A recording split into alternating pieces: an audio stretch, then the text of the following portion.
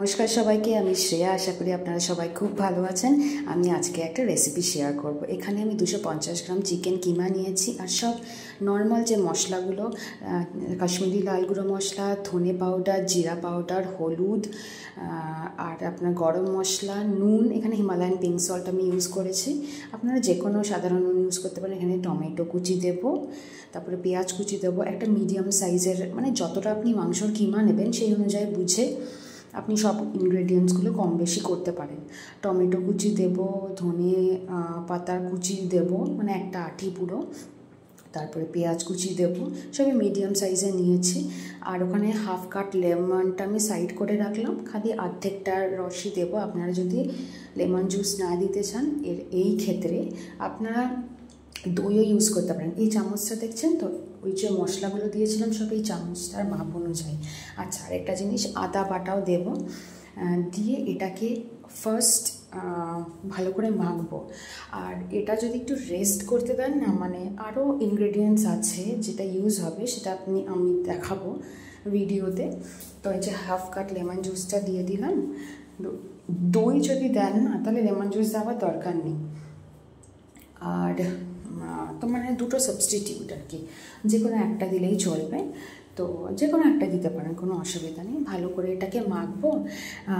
এর সাথে একটা ডিমও আমি ফাটিয়ে দেব, আর তার সাথে দেব এই স্ন্যাপিনের মানে এই মশলাগুলো ইউজ করে থাকি। আপনি যে কোনো কোম্পানি ইউজ করতে পারেন। অরিগ্যানো দেব, মিক্সড হার্বস দেব, তারপরে আপনার চিলি ফ্লেক্স দেবো। আপনারা ঘরে যা যা থাকবে আপনি ইউজ করতে পারেন, এর মধ্যে কোনো প্রবলেম নেই। আচ্ছা, আরেকটা জিনিস, এখানে একটা ডিম ফাটিয়ে দেবো। আপনারা কিমার পরিমাণ অনুযায়ী ডিমটাও আপনি কমানো বাড়ানো করতে পারেন, দুটো ডিমও ইউজ করতে পারেন, তো এর মধ্যে কোনো প্রবলেম নেই। তো আরেকটা জিনিস যেটা আমি দেবো, যেটা মেন আর খুব ইম্পর্ট্যান্ট আমার মনে হয়, সেটা হচ্ছে আপনার জোয়ানটা দিলে কি হয়, হজমের কোনো প্রবলেম হয় না। এখানে আমি 2 চামচ সুজি দিয়ে নিচ্ছি, আর এখানে দেখুন 4 চামচ আপনার রাইস ফ্লাওয়ার মানে চালের গুঁড়ো দেব। তারপরে আর 2 চামচ পুরো হাফ বেসন দেব। চালের গুঁড়ো কিন্তু পরেও আপনারা অ্যাড করতে পারেন যদি দেখেন যে খুব আর কি নরম হয়ে গেছে, গোল মতন বা যে কোনো শেপ আপনারা যে দিতে চাইছেন সেটা হচ্ছে না, তো সেক্ষেত্রে আপনারা চালের গুঁড়ো একটু দিয়ে দিতে পারেন। তো এখানে কি করছি, আমি একটা পাত্রে ডিম ফাটিয়ে নিয়েছি। ওই কিমার যে মিক্সারটা, ওটাকে রেস্ট 30 মিনিটসের জন্য করতে দিলে ভালো হয়। তো ওটাকে গোল শেপ দেবো আপনারা যে কোনো শেপ দিতে পারেন। ওটাকে ফার্স্টে ডিমের মধ্যে কোট করব একবার, তারপরে এখানে ব্রেড ক্রাম্বস আমি কিনে রেখেছিলাম, তো ব্রেড ক্রাম্বসে একবার কোট করব। এরকম করে করে পুরো কিমাটাকে গোল গোল করে এটাকে পুরো রেডি করে রাখবো। আপনারা চাইলে স্কোয়ার শেপ, বরফি শেপ, যে কোনো শেপে দিতে পারেন। আর আপনারা চাইলে ডাবল কোটিং ডিমের আর ব্রেড ক্রাম্বসেরও করতে পারেন, কোনো প্রবলেম নেই।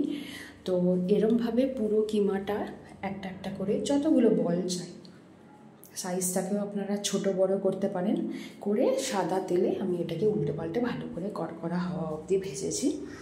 আর বিশ্বাস করুন, খেতে ভীষণ ভালো হয়।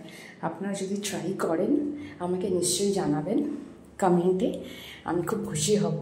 আর এর সাথে আমি 2টো ডিপ বানিয়েছিলাম, একটা সসের মিক্স আর ধনেপাতার চাটনি। ভালো লেগে থাকলে জানাবেন প্লিজ। টাটা।